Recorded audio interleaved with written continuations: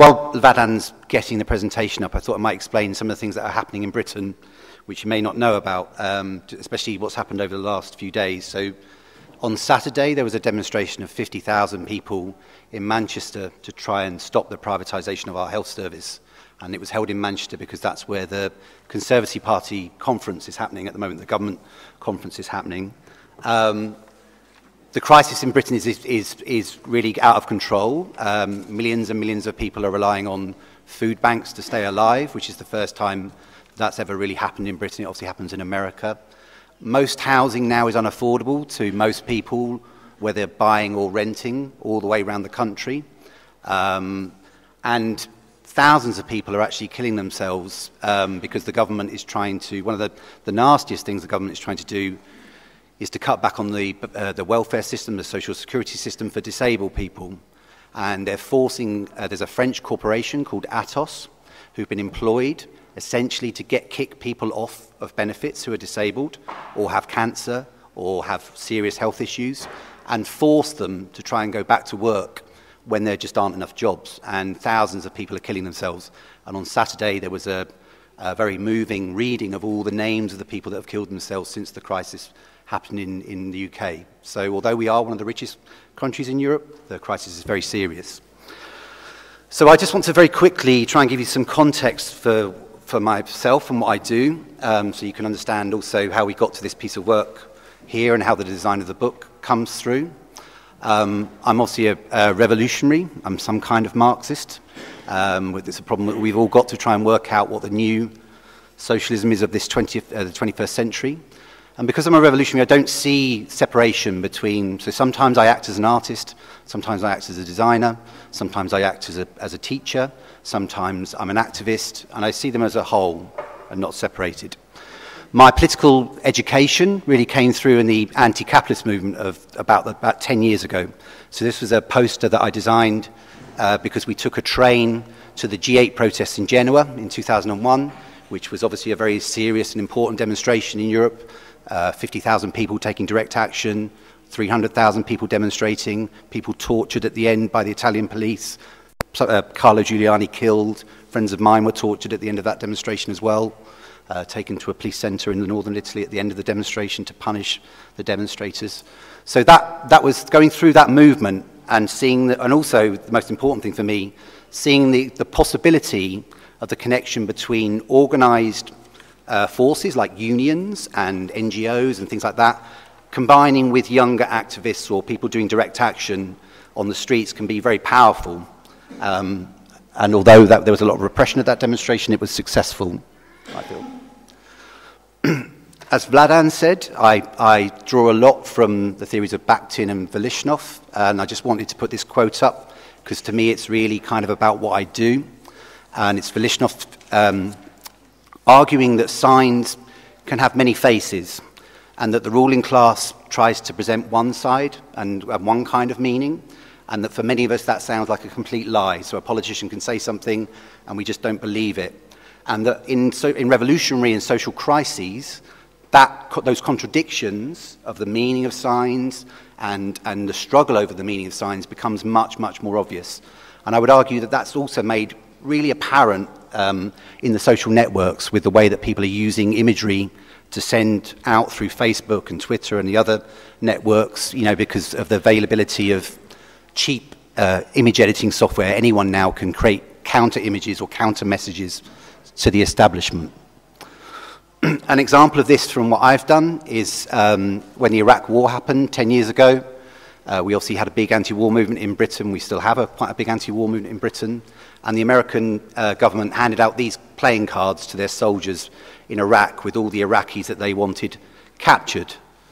So then we did our own pack of cards called Regime Change Begins at Home with all of the leaders of the governments, the arms trade, the corporations, and they echoed the cards that the American government gave out, in that they all had a bit of information about why the person was particularly evil. So this one is Dick Cheney, and it talks about how his company Halliburton was getting enormous military contracts to essentially send private armies to Iraq. And again, the reason why I don't necessarily completely always do work in galleries is because, and do work in a more graphic and printed way, is because these sold about 30,000 copies around the world. And that's also really important for me, the idea that it's not just about the content that's political, it's also the way that you distribute things, which obviously works with the internet as well. I make posters. And again, the importance for me here is trying to think through what new aesthetics might be for social and political movements, not to rely on the old. It's important to be parts of traditions, but it's also important to think that when the constructivists were doing their work in the 20s, they were doing new aesthetics. They were trying to think of new ways of getting people to feel and see the world. And I think that's also important in terms of political graphics. So with more examples of posters. And then what I'll do with these posters is take them out into the streets. So this was during the Occupy camp in London, outside St Paul's, outside the London Stock Exchange. And you can see I'm quite interested in the way that all of these public space occupations become very graphical and full of imagery. So again, this reinforces the idea of people talking and struggling with images, and you can see how the posters have been kind of surrounded by other imagery. I also use the Slogan Tape, which I make, which has phrases on it, which allows me to stick things up and make temporary demonstrations. I design, again, through doing this work, people get me to work on nice projects. So this is a Spanish Adbusters type magazine. I don't know if people know Adbusters, but it's kind of a anti-advertising, anti-consumer capitalism magazine. These are some of the spreads from that.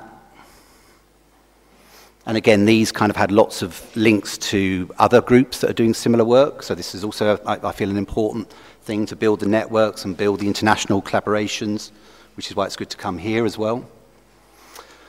This is a recent project I've just done in a book called Springtime, which was about the student rebellions. And in London, we had the students occupied the Conservative Party offices, which is the building you can see in the background.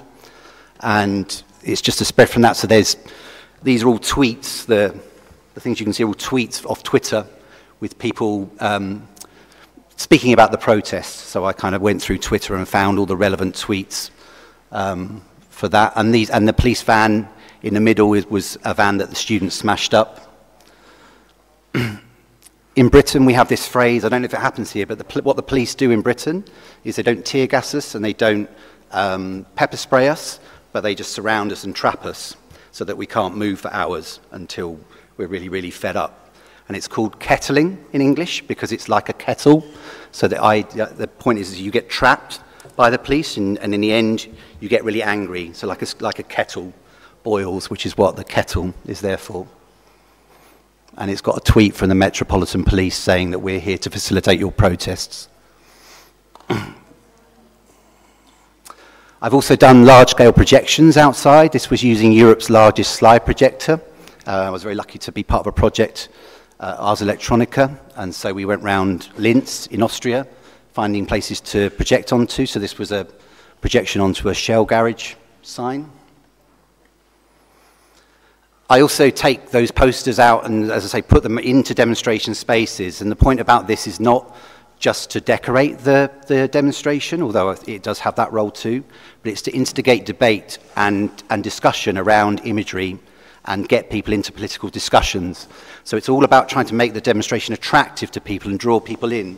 This is in New York during the World Economic Forum in 2002, which was moved to New York from Davos because after 9/11, the World Economic Forum thought that if they went to New York, there would be no protest. There was still 20,000 people protested. This is in 2009 in the City of London. We occupied Bishopsgate, which is the street you see here. The banner says, "Nature does not do bailouts." And the reason why that street and that slogan was chosen is because the building you see in the back is a trading house where traders trade on carbon in the atmosphere in exactly the same kind of Ponzi schemes that have wrecked the whole other economy. So the sort of insanity of that, and that's why that protest was there. So these posters these are quite big posters they're put up on the walls of the banks with the slogan tape as well. And so here is the importance of context. The poster wouldn't work or wouldn't be as effective in other situations. People like the slogan tape. This interests me as well. So people want to wear the slogans. So this young girl here is quite interesting. She's got a fake Chanel bag, but she wants to wear the "Another World is Possible" tape over it. I like the kind of way it kind of brings out the kind of the way that people feel. This is the posters in the demonstration. You can see again how it tracks people. Gordon Brown was the Prime Minister at this time. This is in Piccadilly Circus. This was during a big march we had 2 years ago with 500,000 people. So the whole space in the middle of London became occupied, and so I was able to put things up right in the heart of London. This is the Occupy outside London Stock Exchange. Again, the slogan tape goes up, and people can stick things to it. I'm interested in people using it themselves as well. This is an example from the World People's Summit in Bolivia, in Cochabamba in 2010. So a kind of completely different context. And then we also kind of do more graphic-orientated things where we're solving a problem for someone. So this is in Britain, we have a group called UK Uncut, who've protesting all the cuts. And one of the things they do is occupy corporate spaces like banks or shops that are not paying their tax and are sending all the money to the tax havens. And so there was a big protest at Starbucks, because Starbucks in Britain have paid no corporate tax in Britain since 2009. They pay no tax whatsoever. So we had a protest, and because 70% of the cuts in Britain affect women, so the Starbucks were turned into creches and nurseries and women's refuges to try and make that point. So we make posts. So the point here is to make a poster. The problem with these demonstrations is that people go into the Starbucks and all the people outside don't really know what the people are doing inside, because the people inside are having a meeting and discussing the problems. So we make the posters so that people know what the issue is. And then that gets in the media. That's the point, is that kind of it has that sort of outward facing. This is a mural I did in Havana last year. It's for Occupy. So it was quite an interesting situation to go to Cuba, where they know a lot about Occupy. It's probably a very similar situation here in terms of what socialism and communism means in Cuba. It's probably similar in terms of the problems of what that means. The monster is capitalism devouring the world. The 99% are pulling him down. And all of the hairs on the monster are corporate stock figures taken from the stock market. I'm also involved in other groups. This is a group I just wanted to point out, the Liberate Tate group, which are trying to kick oil company money out of the arts in Britain, because the Tate and big museums like that take huge amounts of money from BP. So this was a direct action that we did, where we got a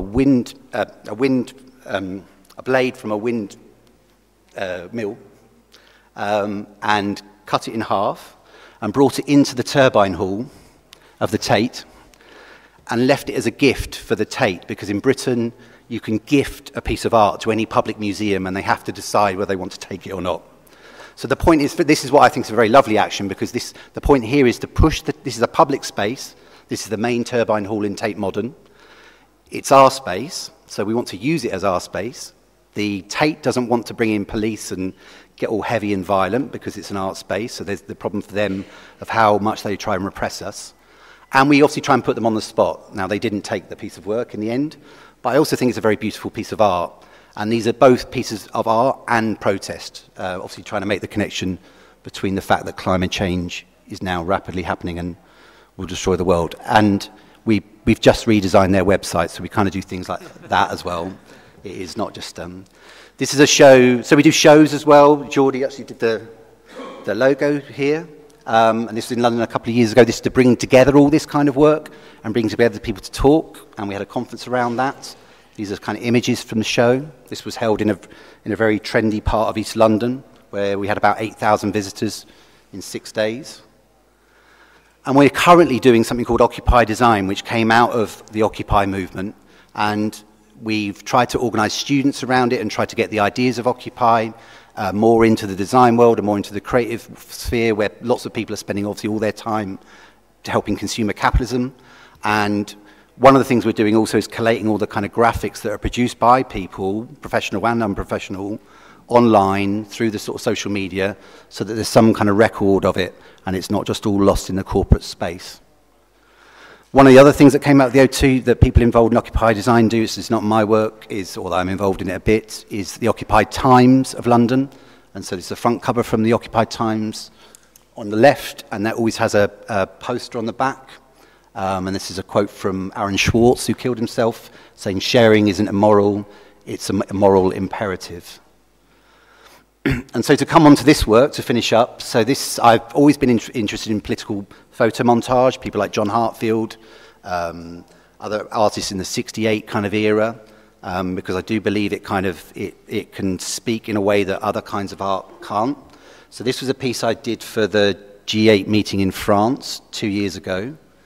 I designed the book, it's a political economy book that you will see in the entrance for Greg and Oliver for this show.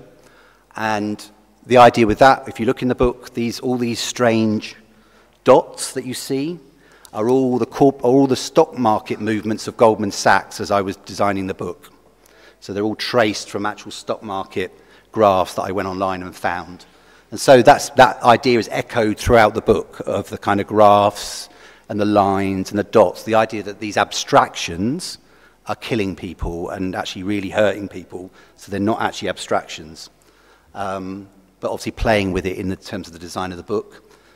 This is the cover of the book, which has market traders with money falling on them, which is kind of obvious metaphor. But, I mean, to go back to what with the introduction, when we said about the problem isn't public debt at all, in Britain, the private debt outweighs the public debt by, I don't know how much, it's enormous. The debt that the City of London have run up, that basically caused the crash, is enormous, and it's why, at the moment, we can't overcome the crisis at all. And so, these are my details, and the stuff that I've just talked about. These are the web addresses for Occupied Design and Graphics. But just to finish up the piece here, just to give you some idea behind it. Obviously, we're in Europe.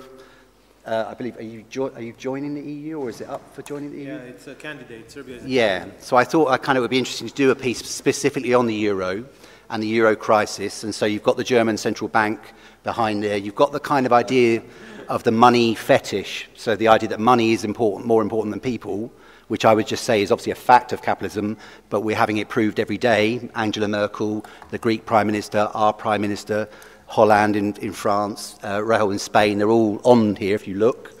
They have all taken the decision that the finance system and capitalism is more important than keeping people alive. One of the people in Occupied Design is Greek, and his grandma's pension has gone down from 600 euros to 250 euros. I mean, that's obviously only a very small example of the horrors that are going on in Greek. But if you notice, the Greek Prime Minister's helmet has got the Golden Dawn insignia on. And, of course, these are the kind of very worrying problems that we've got. It's not, the fascism and the racism and the division is growing, and the tension. So the idea here is essentially it's a demonstration of the 1%. And the subtitle of it is called "A Small Violent Minority Have Ruined It for Everyone Else." And that's because in our media, whenever we have a protest, that's what they say. If there's ever any trouble, they always say, "A small violent minority have ruined it for everyone else." Well, obviously the reality is that the 1%, who are a small violent minority, have actually ruined it for everyone else. So I hope you enjoy the work.